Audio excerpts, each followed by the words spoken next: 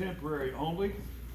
What I was telling you about the process adapter sets, these are Robinar process adapter sets. You can actually isolate your high side and low side here to actually check for restrictions, okay? So you can do that with that. Then you're gonna have your gauges, you're gonna have quick disconnects. And then some of these, like these, have valves on them for quick disconnect. They actually screw up and down in there to open up the Schrader valve. That's the type we have back there in the lab that some of you will be seeing later. Okay, lock ring tools. And you'll learn more about lock ring tools and kits when you get back there. These are the lock ring fittings uncompressed. This is the lock ring fitting compressed. As you see, it actually crimps down and brings and melds those two metals together as it does it right there in the center. It locks it in and will not come out. It has to be cut off if you mess it up. Okay, spark-free vacuum pump, make sure that the oil levels are correct. Okay, on these, when you see it like this, you're going to actually go through this. It is very, very important that you change out this oil every 5 to 6 years or months. Uses. Okay, reason being is that the oil in here absorbs the moisture and the contaminants. If you don't keep it clean, you're going to have a problem. It's going to start superheating your motor and everything and doing all that. So make sure you keep that good and clean. Here's some call outs on what to do for your vacuum pump. Oop, let me go back one. Take a picture of that. Change the oil out at required intervals. Proper oil changing results so that the vacuum pump don't get hot. Use a micron gauge when using the vacuum pump. Check the vacuum rating of the hoses. And the connections must be clean, tight, and dry at all times. Everybody have a picture of that? Okay. Silk system. There's your micron gauge right there. Here's your pressure gauge. So evacuating the system, you will be using these when you're doing a vacuum down to that. Down again for Samsung, like I said, the 500 microns is best practice to do that on any type of refrigerator. It removes moisture and contaminants from the air, okay? Again, how to set up your hoses on a silk system. We'll actually go through that in hands-on back there when we get to that for each group. Here's your recovery pump, your recovery tank coming from your compressor. Again, that's a temporary access port. We have a little different type back there. We'll show you what that is when you get to it. Okay, safety call outs. Never heat the cylinders. Use caution with working with open flame. Fluorocarbon refrigerants. Fluorocarbon refrigerants produce what type of gas? Toxic phosgene gas. Exposure to the refrigerant can cause frostbite. Refrigerant oil from the burnout compressor could be acidic. It also still may have some refrigerant in it. It can also burn you from both sides, give you frostbite and burn you. Okay. Never pressurize the system with oxygen compressed air because it may cause an explosion. We've already seen some of this. Refrigerant release to the atmosphere, we do de minimis release by law. Okay. And you secure your refrigerants in your vents. You do not want them rolling around.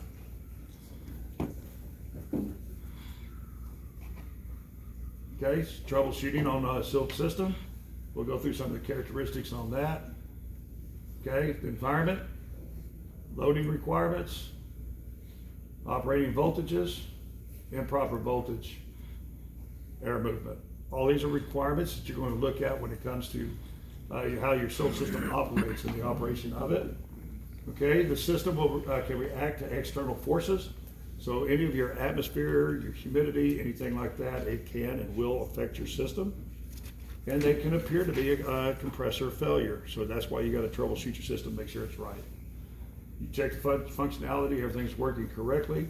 Consider the other conditions. It's very important to do that. Okay. You can feel the lines, the suction line, the discharge line. The discharge line may be only 4 or 5 degrees hotter than the suction line. When you feel it with your hands, you may not be able to tell a difference, but if you hit it with your infrared little gun, you can see the difference. There's not going to be much difference, but there will be a difference, okay? Check your liquid line, check your heat exchanger. What did I tell everybody the heat exchanger is? The heat exchanger is the cap tube and the low pressure suction tube attached together as it goes up to your evaporators. That's called the heat exchanger. So that's one of the things it tells you to check on here, okay? What is the proper frost pattern? Make sure you got a good proper frost pattern. How hot should the compressor be? You should be able to lay your hand on that compressor comfortably. Okay, should be just a couple degrees higher than room temperature. Okay, but if you go to touch it and you feel the heat 4 inches away, don't touch that compressor. It will burn you. Okay, they can be in upwards of 200 degrees easy. So make sure you got a problem in your refrigeration sealed system. Your compressor's that hot, you know you're going to have a burnout in that compressor, and that compressor will need to be replaced. Okay. What is in the environment, like where the refrigerator is located. You go into a customer's home and you can't get it out because it's built in too tight. Well, guess what? That's part of the problem. That's why it's not cooling correctly. That's what they're going to be saying. It needs to be 3 inches out, at least a minimum of 2 inches on each side. If it's a French door assembly, they say 3 inches so the doors open properly. But then you need 3 to 4 inches above. So you need 3 inches in the back, 2 to 3 inches on the side, 3 inches above, and open air capability for it to circulate that air and dispense the heat as it needs to. 3 inches all around. Yeah, pretty much. Okay.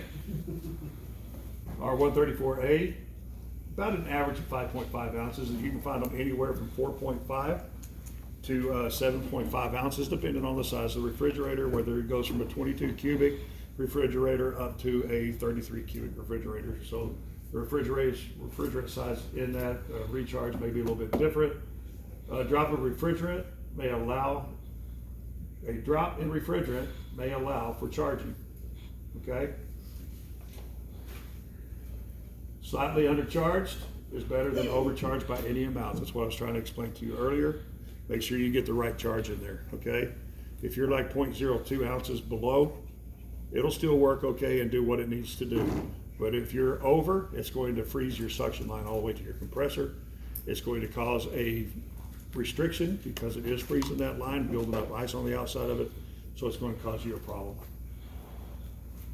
Okay, low charge, high side leak, low side leak, undercharge, which is very rare.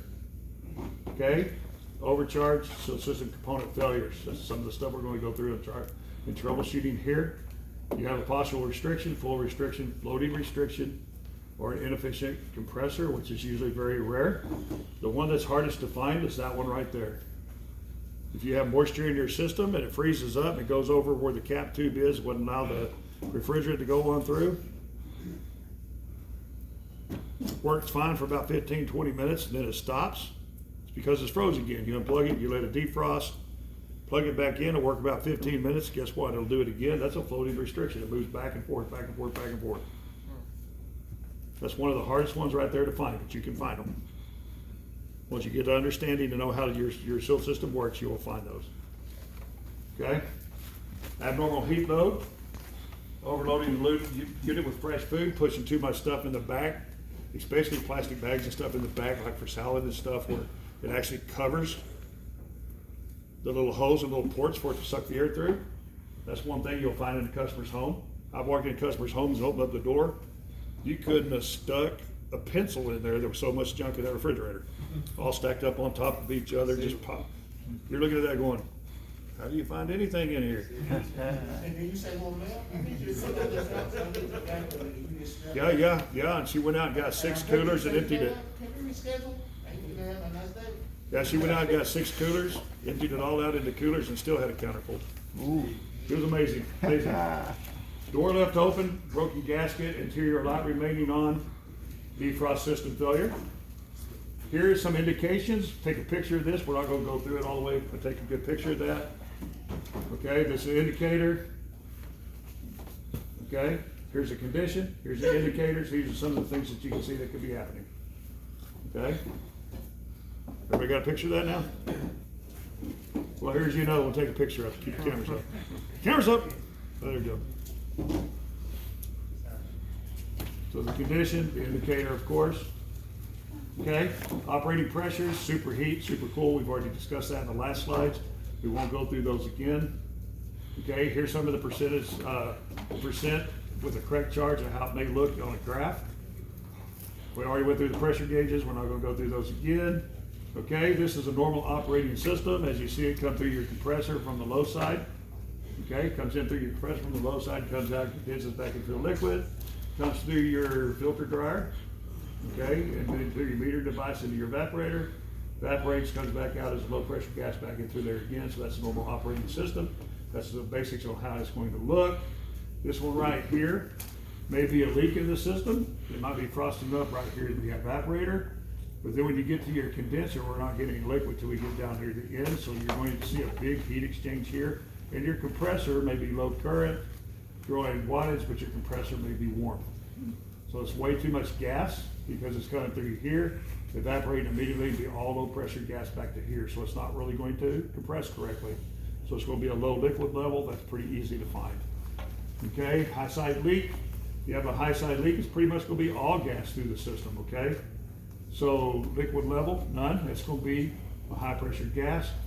Comes back to low pressure gas back through. Again, it may be low current draw, but that compressor may be hot because it's trying to really work to cool anything down. Okay, low side leak, again, if the evaporator's leaking, no frost on the evaporator whatsoever, pretty much no gas in the system, okay?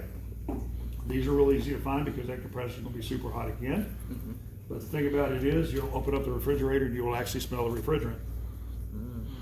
It gets embedded in that plastic and you know that's where it was leaking. So, again, that's also gonna pull air through the system and it's going to be just primarily trying to compress the air. And it's not going to do much, okay? Undercharged system. Undercharged system, again, is going to be very low liquid levels, mostly gas in the system, okay? It's going to have a low current charge just like normal, but again, it may appear to be almost normal, but it's going to be a lower pressure, so it's not going to cool correctly, okay? Capillary tube restriction. We've actually seen that in a couple of mini fridges that we did, okay? So as you come through, it's going to be high liquid level, higher heat in your control port, and absolutely nothing happened on this side, so that compressor is going to sit there and overheat because it's getting nowhere. It's not moving the refrigerant through there, okay? Inefficient compressor. That inefficient compressor is just going to only partially do what it's supposed to do from going from the low pressure vapor to high pressure vapor. It's going to barely do what it does. Sometimes that could be a misaligned piston. It could be a blowout port on them. Some of them have blowout ports. It's released itself. It could be having trouble within where the piston's offset or however whatever's offset inside may not be compressing whatsoever. Again, this is a rare one if that compressor's got a problem. But those are fairly easy to find by pulling amp draws and testing from the board like we showed some of you on the electrical. And the rest of you will get to see that here in the next week or so. Okay? Overcharged. Suction line has liquid coming all the way up through. It's frozen literally from the evaporator all the way up. Okay? You're going to have frost, even built up ice over here. So that's something that you're going to see a lot if somebody's overcharged it. You fall behind somebody and you go in there and you realize it's overcharged, you're going to know that within a week very quickly because the customer is going to say, hey, guess what? I got water leaking out all over my floor. And that could be the reason because every time it goes back into the defrost cycle, that suction side defrost, it's going to melt. It's going to go right on the refrigerator out on the floor. That's a pretty easy one to find.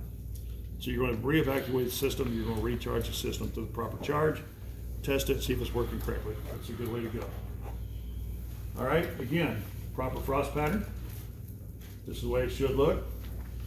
Defrost frost pattern, if the defroster is not working correctly, okay, no air across the coil. And this is where you're going to see a silt system problem. So system restriction, refrigerant leak, inefficient compressor. It's only going to have partial frost pattern right across the top, maybe just one or two rungs that won't have enough in there to compress the rest. That's why it's important to look at your evaporators. Okay? All right, restricted evaporator airflow, we've already talked about that.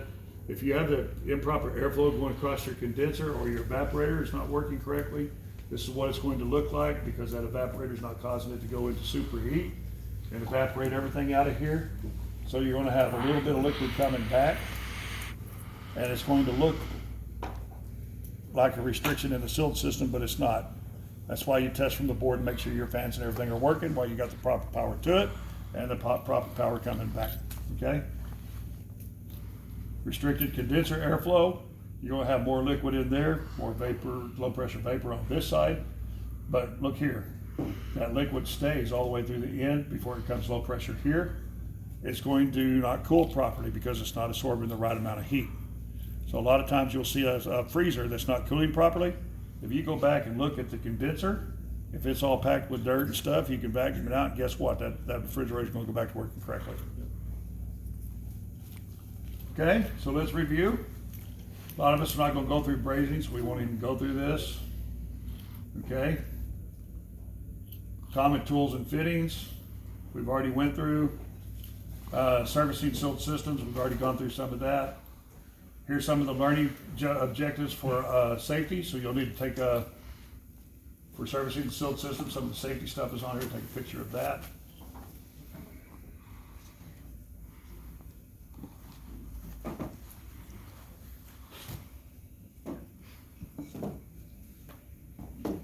Everybody have a picture? Troubleshooting, take a picture of that.